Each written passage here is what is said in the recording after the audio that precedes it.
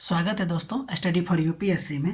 हम लोग polity and governance का करंट अफेयर जून 2025 से शुरुआत कर रहे हैं। ठीक है, बाकी जून से लेके अभी हम लोग मई तक करेंगे, या मई में एग्ज़ाम है तो हम लोग इससे पहले तक का करेंगे। ठीक है, 2025 से इसकी शुरुआत कर रहे हैं। ठीक है, देखिए इसमें पहला नंबर चीज़ जो आपको पढ़ना है वो आपको पढ़ना है ECIR के बारे में। देखिए ECIR के बारे में देखने से पहले ये चर्चा में क्यों था, तो देखिए प्रवर्तन निर्देशालय ने क्या किया हाल ही में, यानी कि जून में अवैध सट्टेबाजी ऐप जो था उसकी जांच के संबंध में अभिनेता और प्रभावितों सहित 29 व्यक्तियों के खिलाफ ECIR दर्ज किया है। ठीक है, तो ECIR का क्या मतलब है पहले ये देख लेते हैं और इसके बारे में कुछ बात करते हैं। देखिए ECIR की अगर हम बात करें तो इसका मतलब होता है enforcement case information report. Full form देख लिए, इन्फोर्समेंट केस इंफॉर्मेशन रिपोर्ट। ध्यान दीजिए कि यह रिपोर्ट जो है वह ED द्वारा मनी लॉन्ड्रिंग जांच के लिए तैयार किया जाता है, यानी कि वो जो जांच करेगा इसके लिए तैयार किया जाता है। इसका उद्देश्य क्या है, तो इसका उद्देश्य है ED को इंटरनल आइडेंटिफिकेशन या रिकॉर्ड देना ताकि वे PMLA के तहत मामले की वित्तीय जांच को आगे बढ़ा सके। यानी ECIR बनाता है ED और फिर क्या करता है, PMLA के तहत मामले का जांच करता है। ध्यान दीजिए, आपको कंपैरिजन करने के लिए कहा जाएगा ECIR को FIR के साथ। तो ध्यान दीजिएगा ECIR FIR के कभी भी बराबर नहीं है, क्योंकि FIR जो होता है वो CRPC के तहत जारी होता है, पहले अंतर तो यही है, जबकि ECIR जो है वह PMLA ढांचे के भीतर एजेंसी का इंटरनल डॉक्यूमेंट है। कुछ बात समझिए दोनों में अंतर समझने के लिए।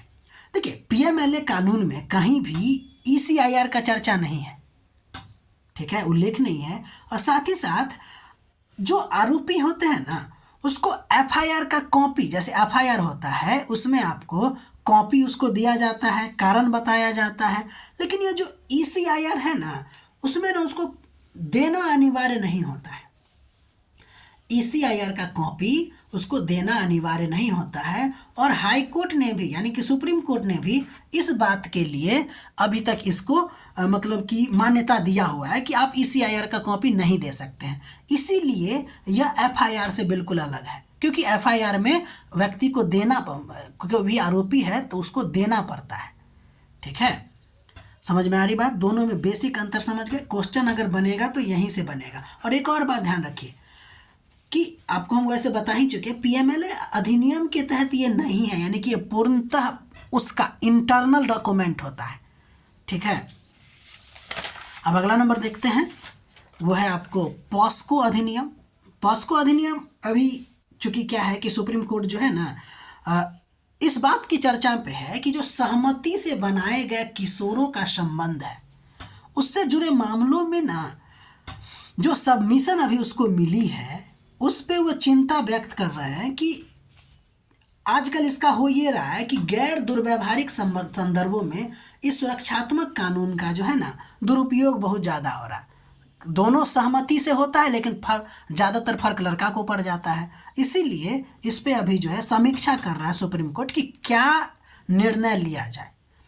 वर्तमान में जब निर्णय लेंगे तब देखा जाएगा। वर्तमान में पॉस्को अधिनियम की बात करते हैं तो देखिए इसका पूरा नाम है protection of children from sexual offence act, POCSO. उद्देश्य क्या है, ध्यान देखिए, 18 वर्ष से कम आयु के बच्चों, यहाँ पे ध्यान रखिए बच्चों हैं, चाहे लड़का हो या लड़की, को यौन शोषण, यौन उत्पीड़न, अश्लीलता और पोर्नोग्राफी से संरक्षण। ठीक, यानी कि पॉस्को में 18 वर्ष से कम आयु के बच्चों के लिए सुरक्षा है। ठीक, ये एज बेस्ड है भाई, यानी कि 18 वर्ष से कम आयु के सभी बच्चों के लिए। ध्यान रखिए, लागू ये पूरे भारत में है। कहेगा जम्मू कश्मीर में नहीं है, तो नहीं, सब जगह लागू है, पूरे भारत में है। नोडल मंत्रालय है इसका ministry of women and children development, और इसकी निगरानी संस्था यानी कि पॉस्को अधिनियम क्या कैसे कैसे काम कर रहा है, क्या नहीं कर रहा है, मामला आगे बढ़ा कि नहीं, इसके लिए national commission for protection of child right काम करता है। ठीक है, अब देखिए कुछ बातें गौर करते हैं कि ये जो पॉस्को अधिनियम है ना, उस पॉस्को अधिनियम में चिल्ड्रन की क्या परिभाषा है, बच्चों की क्या परिभाषा है। तो 18 वर्ष से कम का कोई भी व्यक्ति बच्चा कहलाता है या चाइल्ड कहलाता है। ध्यान दीजिए, यहाँ पे ये एक इम्पोर्टेंट बात आपको बताया गया है कि 18 वर्ष से कम आयु के व्यक्तियों से जुड़े कोई भी पेनिट्रेटिव सेक्सुअल एक्टिविटी या एक्ट पॉस्को अधिनियम के तहत दंडनीय होगा। यानी 18 वर्ष से कम आयु के व्यक्ति से जुड़े कोई भी जो सेक्सुअल एक्टिविटी होगा ना, वो इस अधिनियम के तहत आपको दंडनीय होगा, भले ही वह सहमति से हो या समान आयु के व्यक्ति के बीच ही क्यों ना हो। इस बात को गौर कीजिएगा। ठीक है, ये बस एज देखता है, समान आयु नहीं देखता, समान आयु से इसको कोई लेना देना नहीं है, बस ये एज को मानता है। ठीक है, देखिए यानी कि दोनों लड़का लड़की सहमति से है, सेम एज का है, तब क्या होगा, फिर भी लगेगा और दोनों पे लगेगा एक्ट। तो पॉस्को एक्ट की बात करते हैं तो ये एज बेस्ड एक्ट है और साथ ही साथ जेंडर न्यूट्रल है। ये बात हम आपको पहले ही बता चुके हैं, लड़का और लड़की दोनों पे लागू होगा। लड़की बड़ी और लड़का छोटा तो लड़की पे लग जाएगा, और लड़की मतलब कि लड़की छोटी और लड़का बड़ा तो उस पर लगेगा, है ना। आप समझ पा रहे हैं। अगला नंबर, ये पॉस्को के बारे में बहुत इंपॉर्टेंट बात आपको बताया गया। अगला नंबर है Admiralty act, jurisdiction and settlement of maritime claim है। ये देखते हैं ये एक्ट के बारे में।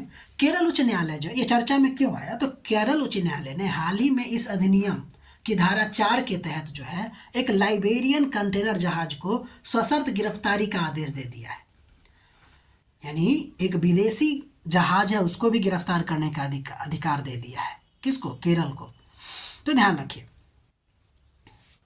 अब इस अधिनियम का पहले हम लोग उद्देश्य देख लेते हैं, पहले इसके बारे में देख लेते हैं। तो ये उद्देश्य, इसका उद्देश्य है कि भारत में समुद्री विवाद या दावों के लिए एकीकृत कानून का ढांचा बनाना। यानी कि ये समुद्री दावों से रिलेटेड क्या है कि एक कानून है। लागू कहाँ है, तो देखिए भारत के क्षेत्रीय जल या समवर्ती तट पे या तटवर्ती क्षेत्र पे, क्षेत्रीय जल पे यानी कि अंदर का, और तटवर्ती यानी कि तट के इलाका में। और इसका जो मंत्रालय है वो कौन है? Ministry of port and shipping and waterways मंत्रालय है। इसमें सबसे इम्पोर्टेंट प्रावधान देखते हैं कि ये सब हाई कोर्ट को नहीं बल्कि कुछ चुनिंदा लगभग 8 ऐसे हाई कोर्ट हैं जिसको मैरीटाइम केस सुनने का अधिकार है, जैसे बम्बई, मद्रास, कलकत्ता, गुजरात, उड़ीसा, आंध्र प्रदेश, केरला। आप देख ही लिए, ठीक है ना। तो ये बात है, पहली बात तो समझ गया, लगभग 8 हाई कोर्ट को मतलब ये अधिकार प्राप्त है। दूसरा, मैरीटाइम क्लेम, क्योंकि यह जो मतलब एक्ट है वो मैरीटाइम क्लेम को लेकर ही तो है ना। समुद्री विवाद और दावों, मैरीटाइम दावों यानी कि क्लेम को लेकर है। तो ये मैरीटाइम क्लेम क्या होता है इसके बारे में देखते हैं। देखिए, जब किसी जहाज या समुद्री कार्य से किसी को नुकसान, हानि या बकाया पैसा से जुड़ा हुआ प्रावधान हो तो कानूनी मांग की जाती है, यानी कि कुछ मांग की जाती है, वही मैरीटाइम क्लेम होता है। जैसे मान लीजिए कि जहाज पे रहने वाला कुछ क्रू है और उसको पैसा नहीं दिया गया तो वो हाई कोर्ट में केस कर सकता है उसी 8 में से किसी में, और फिर उसको क्या होगा, जिससे संलग्न हो, और फिर वो क्या करेगा कि उससे कानूनी तौर पे वो पैसा मांग सकता है, हाई कोर्ट उसको पैसा दिलवा सकता है। ठीक। या फिर कोई सामान था जहाज के द्वारा पहुंचाया जाना था लेकिन ख़राब हो गई जहाज में गड़बड़ी की वजह से, तो फिर वो भी क्लेम कर सकता है। जो माल का मालिक है वो क्या कर सकता है कि हाई कोर्ट में केस कर सकता है, और फिर हाई कोर्ट जो आदेश देगा वो पालन करना होगा। ध्यान दीजिए, इसमें सबसे इम्पोर्टेंट बात ये है कि इस एक्ट के तहत ना शिप को अरेस्ट कर लिया जाता है। ये बहुत इंपॉर्टेंट बात है। इसमें ना इस एक्ट के तहत कोर्ट को अधिकार है कि वो शिप को गिरफ्तार कर ले ताकि मैरीटाइम क्लेम सिक्योर किया जा सके। मतलब क्या है कि अगर मान लीजिए किसी कोई बाहर का शिप है और उससे कुछ गड़बड़ी हुई है, टक्कर हो गया है या कुछ ऐसा हो गया है, तो अब क्लेम करना है। अगर क्लेम करना है तो वो जहाज उसके पास रहना चाहिए, नहीं तो वो जहाज भाग जाएगा। तो इसलिए जहाज़ों को गिरफ्तार कर लिया जाता है। और ये फॉरेन शिप पर भी लागू होता है, ये भी बात ध्यान रखिएगा। ठीक है, तो ये है आपको पॉलिटी एंड गवर्नेंस का करंट अफेयर जून 2025 पार्ट 1 का। ठीक है, आज इतना ही। बाकी अगर हमारा प्रयास आपको अच्छा लग रहा है तो लाइक कीजिएगा, शेयर कीजिएगा, सब्सक्राइब कीजिएगा और अपना पढ़ाई कंटिन्यू रखिएगा। मिलते हैं अगले वीडियो में।